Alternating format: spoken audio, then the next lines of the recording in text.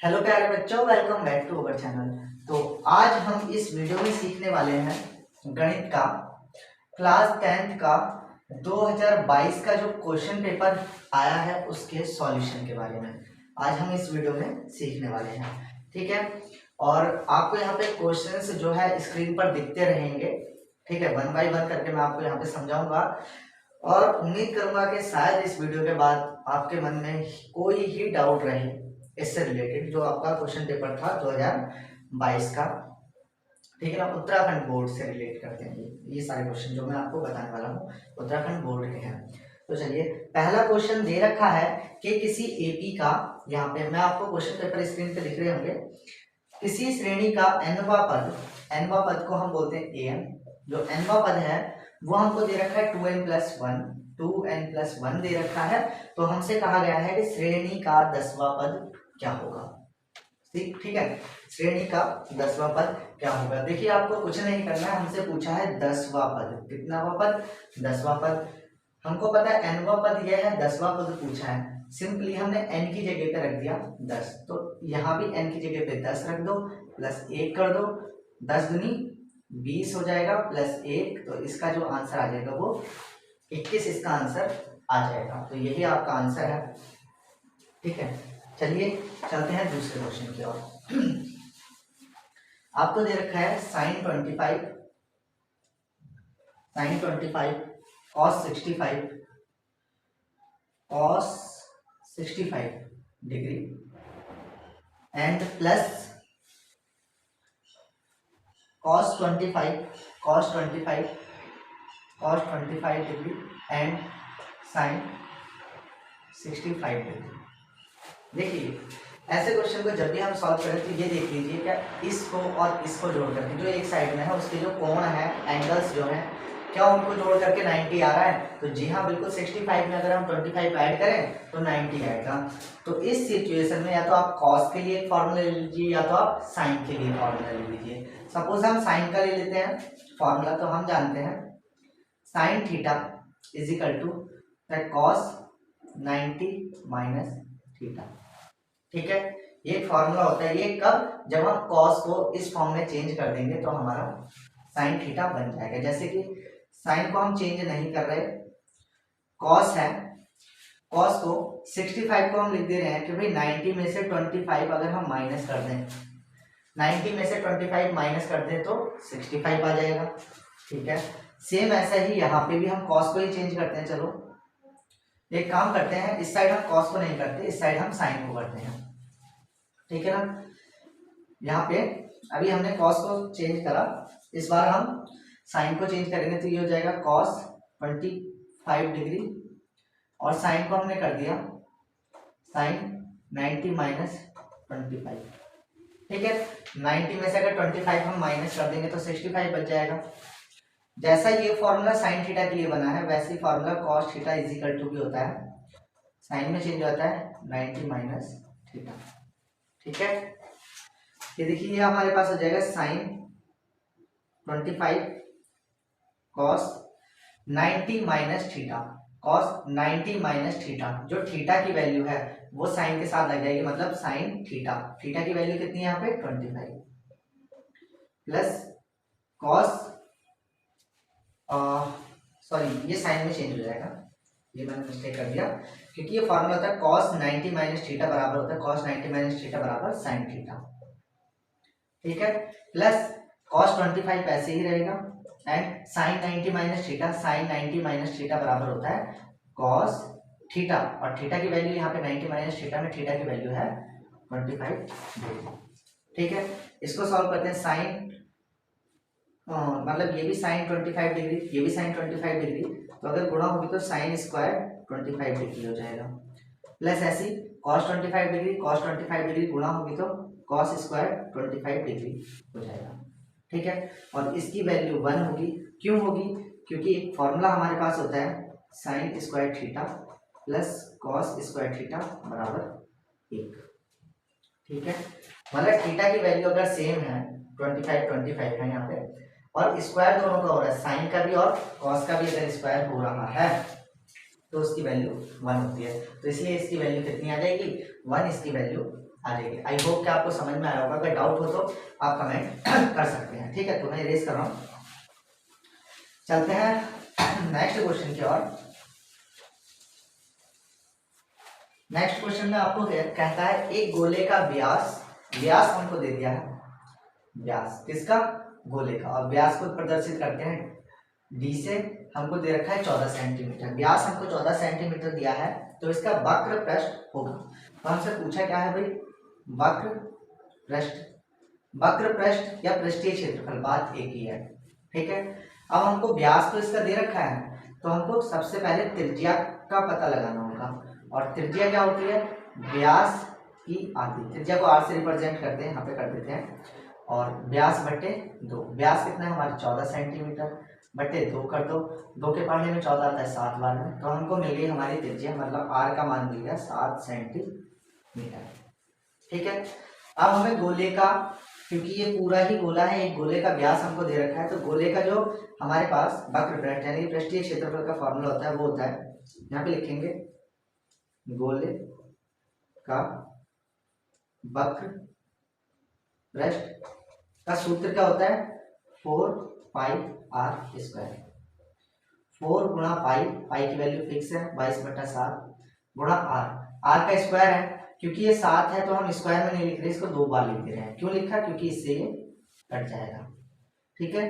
अब इसकी गुणा कर लेते हैं, 22 सत्ते 154, 22 सत्ते 154, नीचे तो सब कट गया, जो भी आएगा सेंटीमीटर स्क्वायर हो जाएगा। इसकी गुणा करते हैं, 4 चौक 16, 16 का 6 हासिल 1, 4 पंजे 20 और 1 21 हासिल 2, 4 कम 4 और 2 6, और ये 6 आ रहा है, तो 616 सेंटीमीटर स्क्वायर जो है इसका आंसर आ जाएगा। तो आई होप कि ये क्वेश्चन भी आपको समझ में आ गया होगा। चलते हैं नेक्स्ट क्वेश्चन की ओर, इसको मैं इरेज कर रहा हूँ।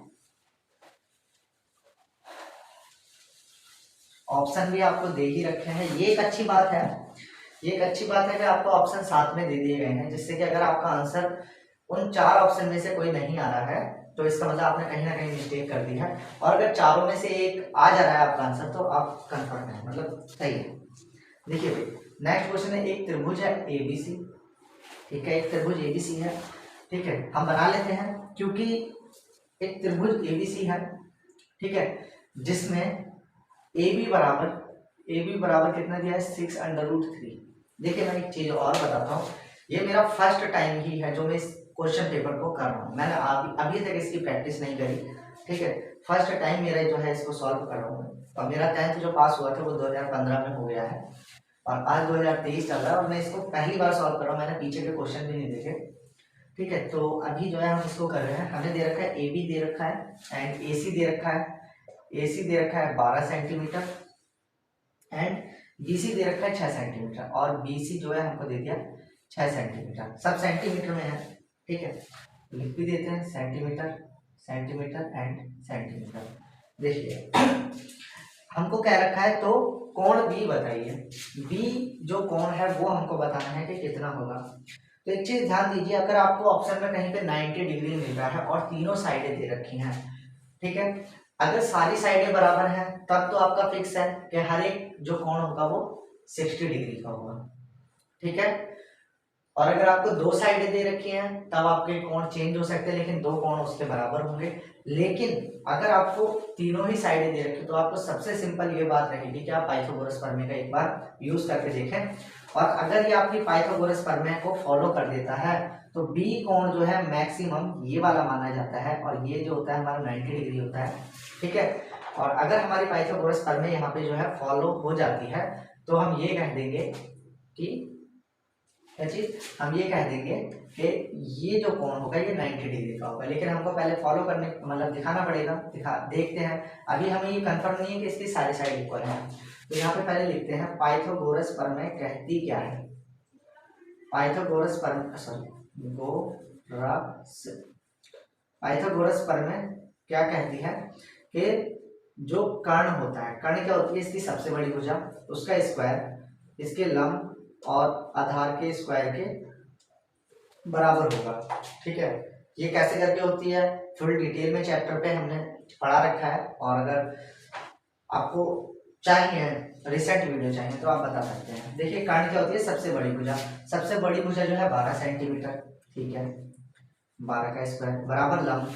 लंब ये आपकी मर्जी, चाहो तो इसे लंब मान लो या इसे लंब, सॉरी इसे लंब मान लो या इसे लंब मान लो, या आप आधार इसे मान लो या इसे मान लो, वो आपकी मर्जी है, ठीक है। लेकिन वैसे हमको दे रखा है, सॉरी ये सी है हमारा, ए बी सी, ठीक है। तो हमें बी सी दे रखा है 6 सेंटीमीटर और ए सी हमको दे रखा है, ए बी हमको दे रखा है 6√3। तो वैसे आपकी मर्जी, चलो इसे लंब मान ले रहे हैं तो 6√3 का स्क्वायर एंड प्लस 6 का स्क्वायर। इसको सॉल्व करते हैं। 12 का स्क्वायर 144, 6 का स्क्वायर 36 और अंडर रूट 3 का स्क्वायर 3 प्लस 6 का स्क्वायर 36।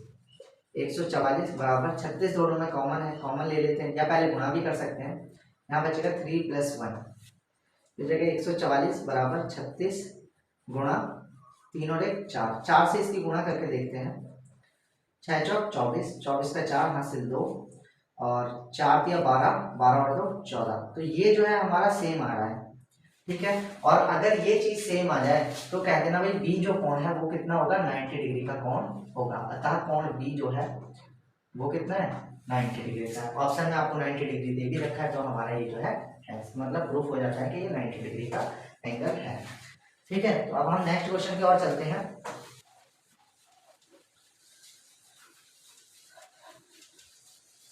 चलिए नेक्स्ट, अरे यार सॉरी, नेक्स्ट क्वेश्चन में कहा जा रहा है एक पासे को एक बार फेंका गया, ठीक है। हमने क्या करा भाई, पासे को फेंका, पासा फेंका, क्या क्या आएगा उस पर, 1 आएगा, 2 आएगा, 3 आएगा, 4 आएगा, 5 आएगा और 6 आएगा। पासा क्या, लीडो का जो गोटा होता है ना, ठीक है, वो उसको पासा कहा जा रहा है, ठीक है। फेंका जाता है, एक विषम संख्या ऊपर आने की प्रायिकता। भाई प्रायिकता हमको बतानी है, प्रायिकता किसकी बतानी है, किसकी बतानी है, विषम संख्या होने की, विषम संख्या होने की, ठीक है। ये हमारा क्वेश्चन है। तो सबसे पहले विषम संख्या है,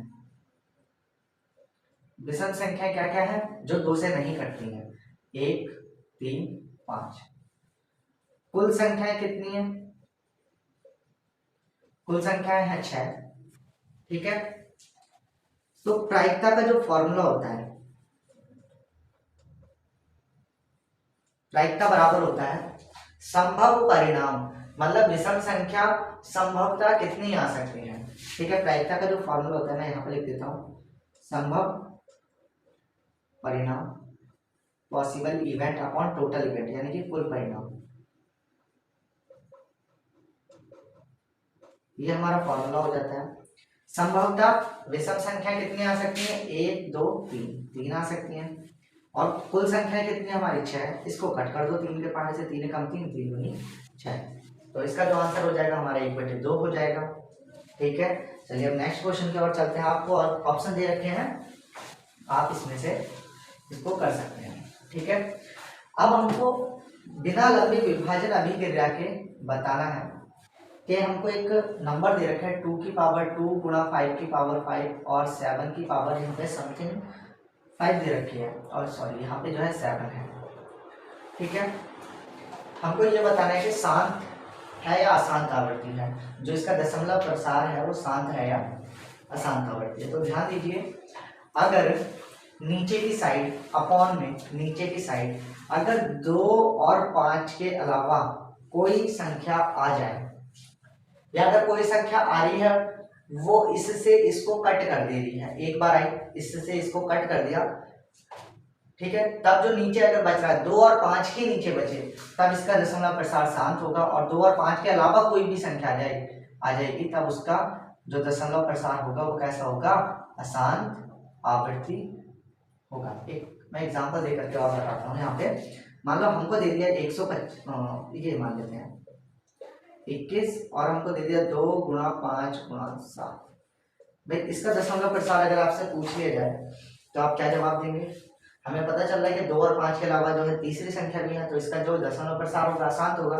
लेकिन नहीं, इस 7 से इस 21 को काट दो, कितनी बार में घटाइए, 3 बार में। अब हमारा आंसर जो बचा वो बचा 3/2 गुणा 5, ठीक है। काट करके ये जो है हमारा बचा। अब बताओ ये शांत है या अशांत, तो अब तो हमें पता चल रहा है कि 2 और 5 ही आया, 7 तो कट गया ना। तो अब ये शांत हो जाता है, ठीक है, लेकिन यहाँ पे अशांता बढ़ती है, ठीक है। चलते हैं नेक्स्ट क्वेश्चन की ओर। देखिए नेक्स्ट क्वेश्चन में कह रहा है एक द्विघात बहुपद ज्ञात कीजिए जिसके शून्यकों का योग तथा गुणनफल 0 व 5 है, ठीक है। हमको क्या दे दिया, शून्यकों का योग कितना दे दिया 0, बस शून्यकों का गुणनफल कितना दे दिया है √5, ठीक है। कितना क्लियर है। जो शून्यकों का योगफल होता है इसका जो फॉर्मूला होता है -b/a, द्विघात बहुपद ज्ञात करनी है, और जो गुणनफल का फॉर्मूला होता है वो होता है c/a। ये हमको कितना दे दिया 0, 0 के बटे में कुछ भी रख दो तो 0 ही आएगा, बस 0 नहीं होना चाहिए। इसकी जो वैल्यू हमको दे दी वो कितनी दे दी √5, एक ही वैल्यू हमने कितनी रखी 1, तो यहाँ भी रख दो 1, ठीक है। अब द्विघात बहुपद का जो व्यापक रूप होता है वो ax² + bx + c के रूप में होता है। a की वैल्यू कितनी मिली, a का मान कितना मिला, यहाँ से a का मान 1 हो जाएगा x² + b का मान कितना मिला भाई 0 मिला तो 0x, प्लस c का मान कितना मिला, c का मान जो मिला हमें √5 मिल जाता है, ठीक है। इसको सॉल्व कर दो, 1 अगर लिखा हो तो 1 लिखने की जरूरत नहीं होती, प्लस 0 जिसके भी साथ है चाहे वो x के साथ है चाहे वो नंबर में है तो 0 भी लिखने की जरूरत नहीं होती, और क्या बचा हमारे पास √5। तो ये जो है हमारा फाइनल आंसर हो जाएगा, ठीक है, कि जो एक ऐसा बहुपद जिसके शून्यकों का योगफल 0 आता है लेकिन गुणनफल √5 आता है। तो ये कुछ इस तरीके से करना था। आई होप कि आपको समझ में आ गया होगा। बढ़ते हैं नेक्स्ट क्वेश्चन की ओर। सॉरी, नेक्स्ट क्वेश्चन, द्विघात समीकरण के मूलों की प्रकृति बताइए। देखिए x² - 4x + 4 4x + 4 बराबर 0। मूलों की प्रकृति बताने के लिए हमको विभित्तिकर निकालना पड़ेगा, ठीक है। तो सबसे पहले इसका जो है ABC के मान निकालो, इसकी तुलना ax² + bx + c से बराबर 0 से करो। x² के सामने जो इसका कॉफिशिएंट यानी कि गुणांक है वो a का मान होगा तो कितना है 1, b का मान जो x के साथ x का गुणांक जो होगा वो b का मान मतलब कितना है -4, और c का मान कितना हो जाएगा 4, ठीक है। अब हमको मूलों की प्रकृति बतानी है, तो मूलों की प्रकृति के लिए हमको यहाँ पे विभित्तिकर निकालना होगा। क्या निकालना होगा विभित्तिकर, और विभित्तिकर का फॉर्मूला जो होता है b से डिनोट करते हैं, b² - 4ac होता है। वैल्यू रखो, b² मतलब b का मान है -4 इसका स्क्वायर -4 इंटू a का मान है 1 इंटू c का मान है हमारा 4। सॉल्व करो, 4 का स्क्वायर होता है 16, चाहे वो प्लस की संख्या हो चाहे वो माइनस की संख्या हो, आंसर स्क्वायर करके प्लस में आएगा। -4 की गुणा 1 से करो 4 × 4, फिर 4 की गुणा 4 से कर दो तो 4 × 16, 16 में से 16 घटाए तो 0। अगर विभित्तिकर का मान 0 आ जाए तो 2 मूल होंगे, 2 मूल होंगे। पहली चीज ये सबके लिए है, मैं कंडीशन अभी बताता हूँ। दोनों मूल समान होंगे, समान का मतलब एक जैसे होंगे, दोनों मूल वास्तविक होंगे, ठीक है, दोनों मूल वास्तविक होंगे, ठीक है ना। वास्तविक का मतलब क्या हो रहा है कि वो काल्पनिक नहीं होगा। ये काल्पनिक क्या होता है ये आप 11th क्लास में पढ़ेंगे। तो 2 मूल होंगे, दोनों समान होंगे और वास्तविक होंगे। अगर d का मान बड़ा आ जाता 0 से, मतलब यहाँ पे प्लस की कोई भी संख्या आ जाती, तब जो 2 मूल तो होते लेकिन समान नहीं होते, वो कैसे होते असमान होते। वास्तविक तो होना उनका जरूरी है। हाँ, एक चीज और लिख सकते हैं हम कि परिमेय भी हो सकते हैं, ठीक है। परिमेय कोई भी संख्या है वो परिमेय संख्या होती है, बस अंडर रूट की संख्या को छोड़ करके, है ना। अंडर रूट में कोई संख्या ना लिखी हो तो वो परिमेय होगी, मतलब अपरिमेय संख्या को छोड़ करके बाकी सारी संख्याएं परिमेय होती हैं। यहाँ तक कि 0 भी एक परिमेय संख्या है, ठीक है, ये आपको पता होगा। चलिए, आई होप कि आपको समझ में आ जाएगा। नेक्स्ट क्वेश्चन की ओर बढ़ते हैं। चलिए, नेक्स्ट क्वेश्चन जो है हमारा है, किसी वृत्त की एक वृत्त से कितनी स्पर्श रेखाएं खींची जा सकती है। देखो भाई, ये एक वृत्त हो गया मान लेते हैं, कितनी स्पर्श रेखाएं खींची जा सकती हैं? एक स्पर्श रेखा, ठीक है, दो स्पर्श रेखा, तीन स्पर्श रेखा, चार स्पर्श रेखा, पांच स्पर्श रेखा, छह स्पर्श रेखा, सात स्पर्श रेखा, आठ स्पर्श रेखा, ठीक है, नौ स्पर्श रेखा, 10 स्पर्श रेखा, 11।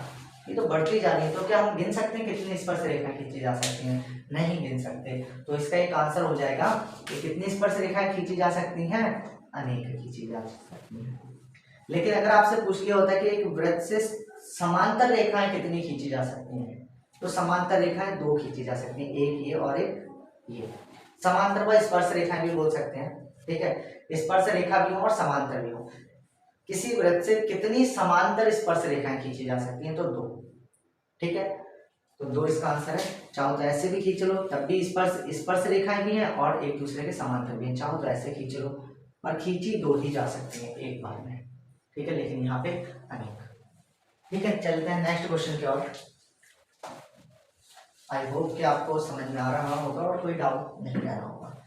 एक निर्धारित घटना की कितनी प्रायिकता होती है? चलिए, ये तो हमें ऐसे ही पता है। निर्धारित घटना की या संभव घटना की जो प्रायिकता होती है वो 1 होती है, और अनिश्चित घटना की या असंभव घटना की प्रायिकता 0 होती है। प्रायिकता कभी भी 1 से ज्यादा नहीं होगी और 0 से कम नहीं होगी। 0 से लेकर 1 के बीच में ही होती है। चलो नेक्स्ट क्वेश्चन करते हैं। दो संख्याओं का अंतर 26 है। दो संख्याओं का अंतर 26 है और एक संख्या दूसरी संख्या की 3 गुनी है। संख्या बताइए। ये इस वीडियो का हमारा लास्ट क्वेश्चन होगा। बाकी के क्वेश्चन हम आगे सॉल्व करेंगे नेक्स्ट वीडियो में, ठीक है ना। क्या चीज कहा भाई? दो संख्याओं का अंतर हमको दे रखा है और पहली संख्या दूसरी संख्या से कितनी गुनी है ये भी हमको दे रखा है। दोनों संख्याएं बतानी है, तो हम मानेंगे माना दो संख्या बतानी है, तो पहली संख्या बराबर x, दूसरी संख्या बराबर y। हमको दे रखा है दो संख्याओं का अंतर 26 है, मतलब अंतर का मतलब माइनस करके जो आएगा 26। इसको समीकरण 1 मान लिया। दूसरी कंडीशन दे रखी है एक संख्या दूसरी संख्या की 3 गुनी है। कोई भी एक संख्या मान लो y दूसरी संख्या की 3 गुनी है, ठीक है। y का मान लो या x का भी मान सकते हैं, जरूरी नहीं है आप x का मान लो। x बराबर 3y, कुछ भी मान सकते हैं आप, ठीक है। ये हो गया आपकी समीकरण नंबर 2। मैं ज्यादा नहीं लिख रहा, बस इसको सिंपली सॉल्व कर रहे हैं। ये जो x की वैल्यू है यहाँ पे रख दो। x की वैल्यू है 3y, x की जगह पे 3y रखा, माइनस का y बराबर 26। आप लिखेंगे x का मान समीकरण 1 में रखने 3y में से 1y घटाओ तो 2y बराबर 26, और y का जो मान आ जाएगा, दो इधर गुणा में है, यहाँ पे हट के बट्टे में आ जाएगा, तो y का जो मान आ गया हमारा, ठीक है।